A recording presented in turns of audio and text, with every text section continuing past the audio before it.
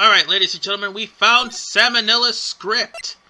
And now we are going to be going over to the dressing room area and eventually to Studio 2. The only reason we're going to the dressing room area because there's a certain dialogue you can get when you give this to Salmonella. On that note, welcome to part 16! And we get to see this creepy, sweaty-faced NEET Salmonella once again, who still, for the life of me, is talking in Leet. On that note, we just need to go over to D. Vasquez and hand over this note, and he's still making that, oh god, that face. That face is going to haunt your nightmares. On that note, ladies and gentlemen, let's head over to Studio 2 and ignore that ever happening. But this is still a good case compared to the last case we did, which was Turnabout Sisters. Yeah, that case sucked. But this case is nowhere near as bad. So into the trailer we go, and now let's present De Vasquez with the script and make her sing like a bird. Sort of. There's a reason for that, trust me. Now that we gave the script to De Vasquez, we no longer need that script.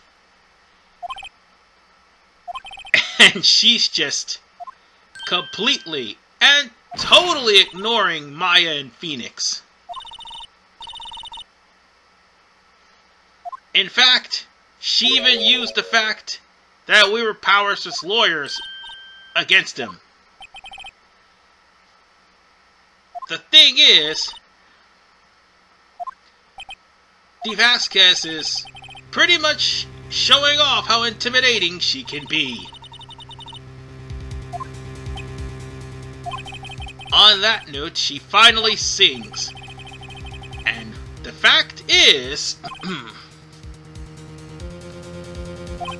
De Vasquez has been sitting here smoking her pipe for the longest. But Global Studios 2 had a problem, and that is the monkey. Remember in the last part I mentioned that? It has been mentioned countless times. Well, the guys at Studio 2 couldn't even get out of the area because of the fact that the monkey was blocking their way. Which contradicts something, now that I stop and think about it.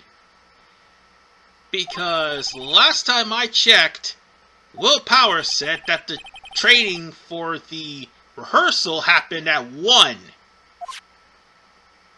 And the path has been blocked since 2. And this is something that's also interesting. Salmonella was there during the rehearsal.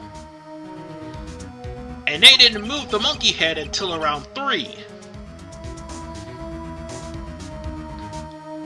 So, in that timeline, between 1 and 5, we basically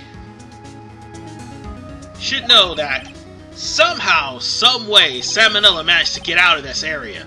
Or at least would have gotten there before the place was blocked off. On that note,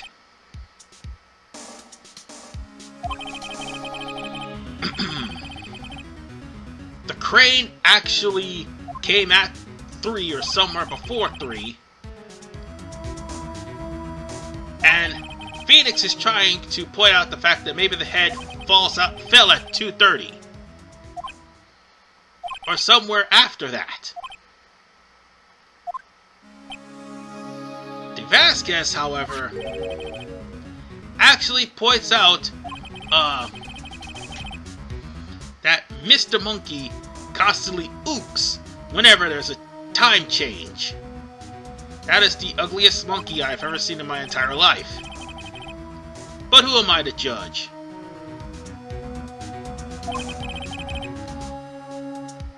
So, the thing is, the clock stopped when it broke. And And because the clock stopped, and at 2:15 no less, there was no way anybody could get out in the 15-minute time span, or should I say 40-minute time span it took for everyone in Studio 2 to get out.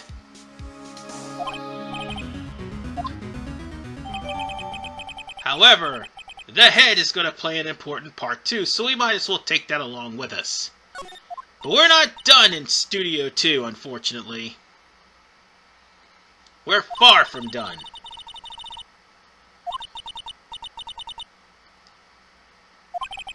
So, on that note, we're going to have to go back to the office and try to plan a new strategy, because it turns out the director and producer has solid alibis. But again, you stop and realize the director was there in the rehearsal at 1. So what happened after that, I'm not sure.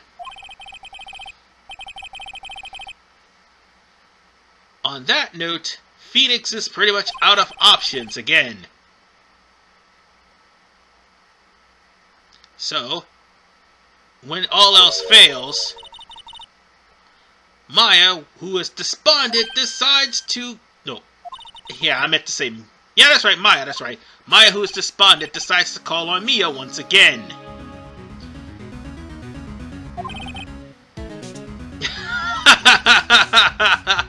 Talking about what took you so long. The fact that Maya actually channeled Mia right at the worst possible time always tend to be something of a running gag, like I said, but this is the second time this has happened. I doubt this will happen again for the next couple of trials, but most definitely this is the second time. However, the kid actually does play a role. And Maya in that form, or should I say Mia, can actually draw this kid's attention. Well, considering how she's dressed and all. Hey, to be fair, Maya's clothes is a little bit too small for her. And, well, that actually has been established multiple times since the first time she did it. So let's go back to the studio one more time in order for us to actually meet up with that kid. And then, Old Bag.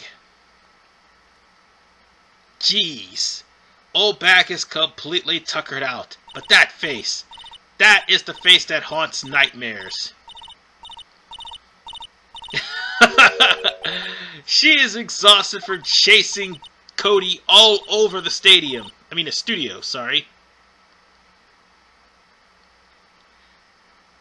And she's constantly calling people whippersnapper.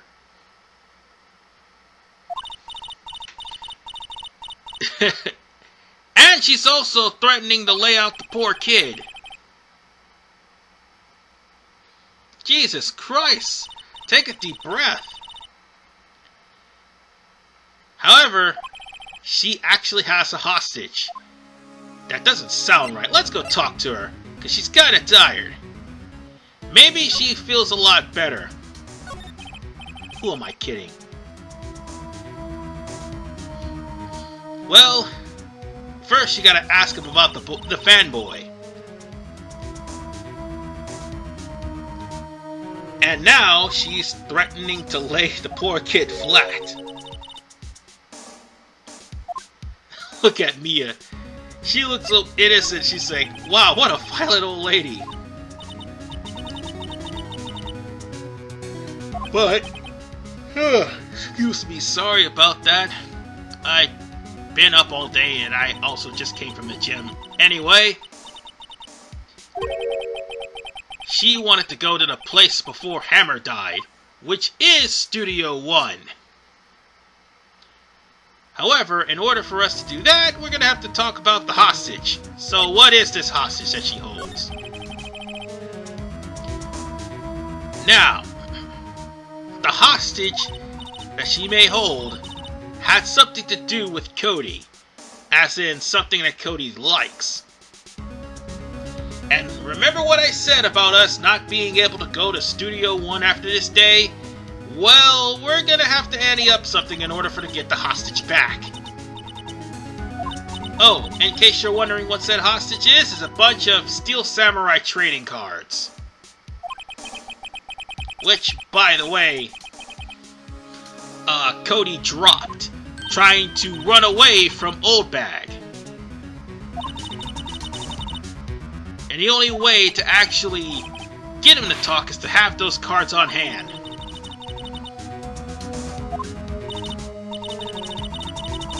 And with that said, now it's the time to ante up the card key. If you had anything to do in Studio 1, you might want to do it before handing over the card key to Olbak, because once you do, you're not going to be able to go to Studio 1 for the rest of this case. And on that note, we're going to be getting the key card that we just not key card, the trading cards, that's what I meant to say, that she just so happened to acquire from Cody in her pursuit. And she is just completely tired. So lend her the key card, not keep the key card. Lend her the key card. We don't have any other business in Studio 1 unless you, honest to God, did not go for the ladder stairs argument. It's only for achievements only. On that note, now that we have these, we could go find Cody, who might be in the employee area. No, in the employee area, sorry. Ah, damn it. Why am I tired? Oh yeah, I just said I came from the gym, but still. These Steel Samurai trading cards will come in handy. Because it might not be for Cody, but it can actually help someone else. But for the time being, let's go and meet up with Cody. Alright, Cody. Where are you? Ah, there you are. And Mia, just now for the first time, saw Cody Hackins. So now we're going to have to go into the dressing room to meet up with Cody, who more than likely saw Mia one time and blushed and went into the dressing room, or he just basically ran into the dressing room because he didn't want anything to do with Phoenix. And, wait. Oh yeah, that's right. Mia actually talked to him like a mother. Or more importantly, Cody was actually staring at Mia's chest. This isn't the first time Mia's chest is gonna bail us out of a situation. Justice for all, I'm looking at you. Oh wait, let me rephrase that. It's actually Trials and Tribulations, but still. With that said, we can present him the Steel Samurai cards that he dropped. And he is PO that is ultra ended up in the hands of somebody.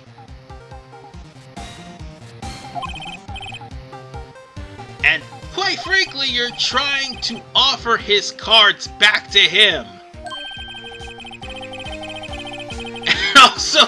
He is basically being chewed out about trading, which practically you're trading something that belongs to him for information. So on that note, he's got a double. However,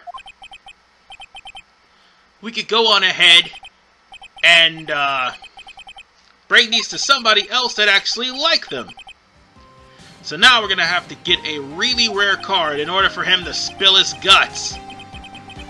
And on that note, there's only one place to go. Well, there's only going to be one place to go since Studio 1 is permanently locked. And that's going to be, we're going to be moving over to Studio 2. So let's get out of the employee area, well, basically the dressing room and the employee area. And we're going to move over to the studio gate, and we're going to be moving over to outside Studio 1 and going straight into Studio 2. And eventually going into the trailer. Yes, we're going to have to go into the trailer because this is where we meet up with Penny. Since the Vasquez is gone for the day. Now Penny is about to help us out really big. You remember those cards we just got? Give them to her. Because, ironically enough, she too is a Steel Samurai fan. And there's a reason why I like this case, because you don't know how many people are Steel Samurai fans. This show is that damn popular, and it happens to be a running gag throughout the entirety of the Phoenix Wright series that there's a lot of Steel Samurai fans. But first, let's talk to Penny, because there's some important information we need to speak. Well, first off, the Fanboy. Which Penny was laughing her ass off at the fact that Obag couldn't catch Cody. And the fact that Obag was pissed off as an end result. And now for Mr. Hammer. Pay attention to this dialogue because this is going to break everything. There are posters of Jack Hammer, but however, Jack Hammer has a little, secret. And that secret is something terrible happened that caused his popularity to wane. People are pretty much going to be on the hush-hush. But you could tell it's something very damning that ruined Jack Hammer's career and, more importantly, caused him to be a permanent villain. Unfortunately, it's a non-disclosure agreement. That, however, is also being hush-hushed by the producer. So hand her the Steel Samurai cards. And Penny does collect those. However, you're going to get the ultra rare, no, the really rare card for her. And ironically enough, she just realized those are the cards she wanted. Although she has somewhat of a dull expression. And for somebody who's actually exciting.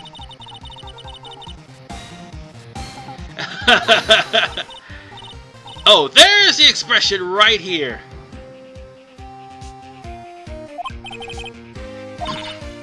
So now we have to trade with an ultra rare premium card.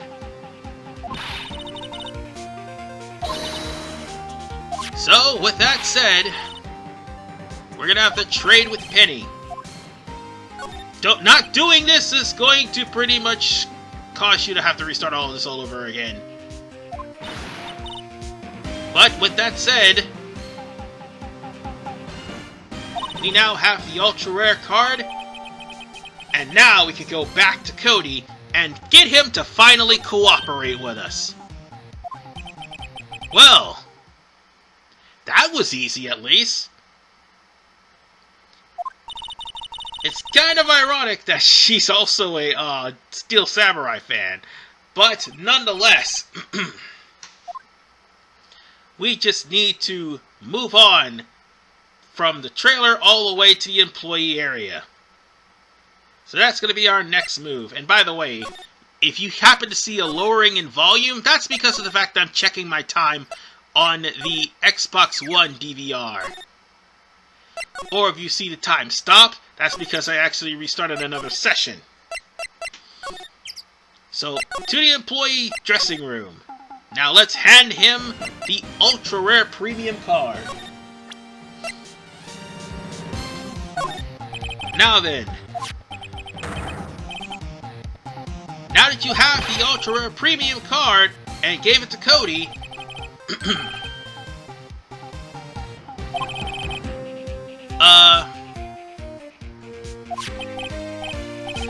we're just going to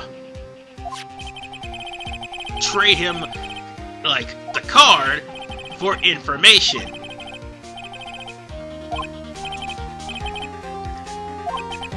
So now we no longer need the card. And now we can actually talk to Cody to try to find out everything. So on that note, let's back out of this right quick, hold on, and we're gonna talk to him. First off, the Steel Samurai.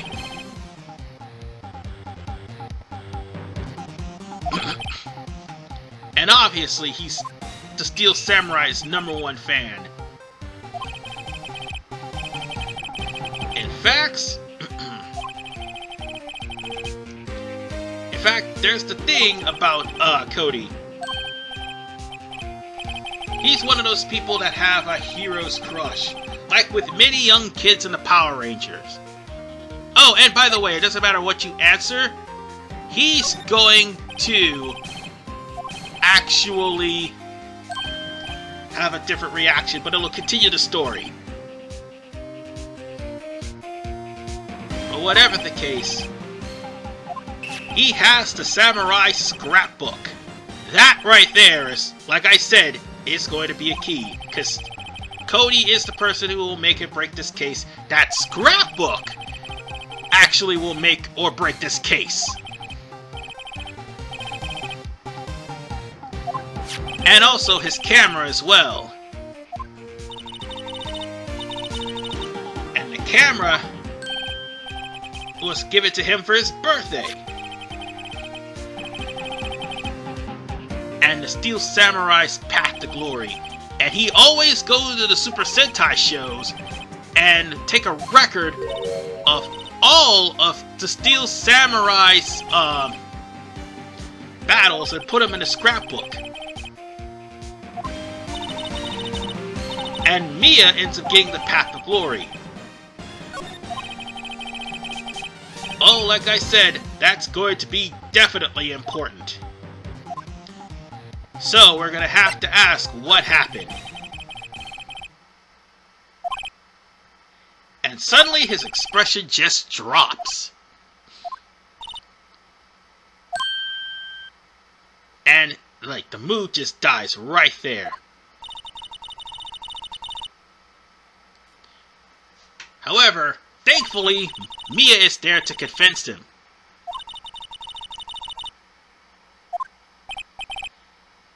And Cody said he saw everything.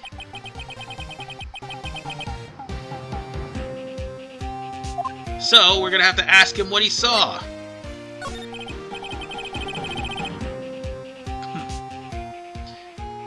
But obviously, he'll probably say what we all expect him to say. Because he got there around 2 o'clock. And he snuck in through the woods, which is how he was able to come past Old Bag. And once he came there, he happened to find the Steel Samurai killing the evil magistrate. And by killed, he literally stabbed the evil magistrate right in the chest in one shot.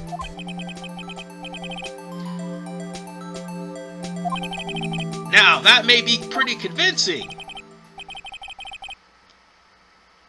But there's a lot of factors. It's just from his point of view and perspective. And the camera's point of view and perspective actually saw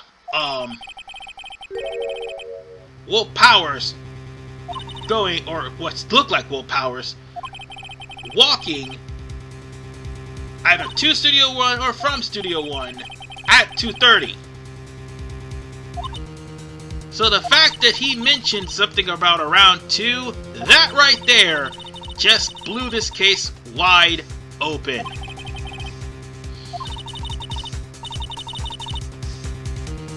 Unfortunately, things go from bad to worse. Gumshoe just got off of his duty and happened to find out Cody saw everything, which unfortunately makes him a key witness. And now he's about to be put under police protection. Well, crap. Now, the only thing that could probably turn this case around is in the possession of Gumshoe. Jesus Christ. Cody is now going to be forced to go on the stand and actually testify. And on top of that, Maya and Phoenix are back to 0 leads. So on that note, Will Powers' fate is looking grimmer and grimmer. But not too grim, ladies and gentlemen. Because after all, we already saw the inconsistency. Cody said he came in at 2 when the murder took place. The photo of him leaving was 2:35. It shouldn't take 30 minutes for... Actually, it should take longer than 30 minutes for somebody to stab someone. So on that note, we'll be going to court in the next part. And hopefully we can turn things around for Will Powers. I doubt it, but we basically got at least enough evidence to hold us over for one more day at least. I'll see you guys at part 17 when we go to the trial, and unfortunately, Cody Hackins is forced to have to testify. This is RVMan 985. Peace out. Well, poor Cody.